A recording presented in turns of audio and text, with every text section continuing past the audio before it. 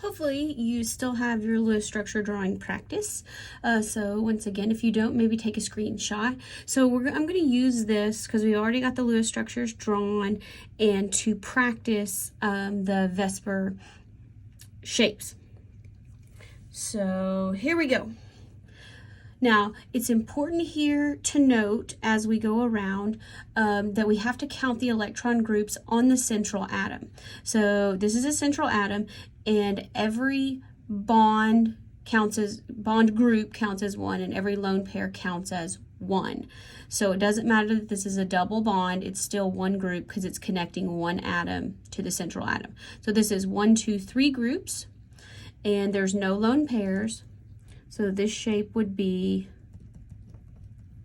trigonal planar. If you like AXE notation, that's AX3. Let's go over here. Well, there's not really a central atom, there's just two there. So this one would have a linear orientation. Let's look at this here. This is boron. Now, when we did this the first time, I told you there was an option where you could have a double bond on the bromine, but that was a bad idea. But either way, no matter what you do, it would still be a valid Lewis structure, and you would have 1, 2, 3 groups. So again, this is going to be trigonal planar.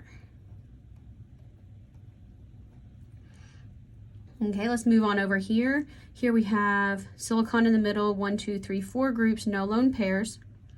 So this would be tetrahedral. I'm just going to put that right here.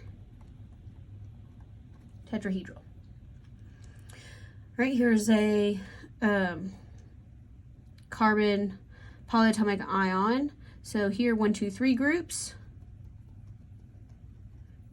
Trigonal planar. Now this one's a little tricky, and so what I want to kind of introduce you to, because you go, which one is the central atom? Well, there's kind of two, and I may have mentioned this a little bit in Gen Chem, and so you can actually determine the shape on each one of these two, and that's what I'd like to do. So looking at this oxygen, 1, 2, even though it's a double bond, still one group, and a lone pair, 3 groups. So there's 3 groups, but 1 lone pair. So right here around the oxygen, this is going to be bent. Now look at the carbon, 1, 2, 3 groups with 1 lone pair. So this is also bent.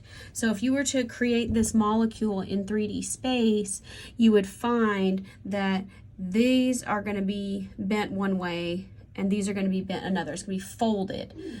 So that's why that one's really important there.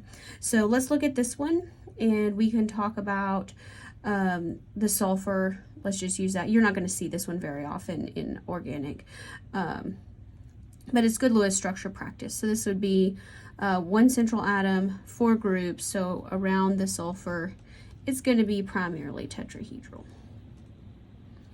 This one, 1, 2, 3, 4 with 2 lone pairs, that would be bent.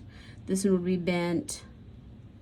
These are just lone pairs, but we don't have to think about those. That's just for your own.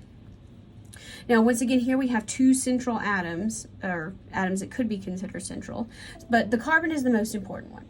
So here we go. Carbon, 1, 2, 3, 4 groups. It is tetrahedral. Now let's look at the sulfur. Just for extra practice, 1, 2, 3, 4 groups, 2 of them are lone pairs, so this one here is going to be bent.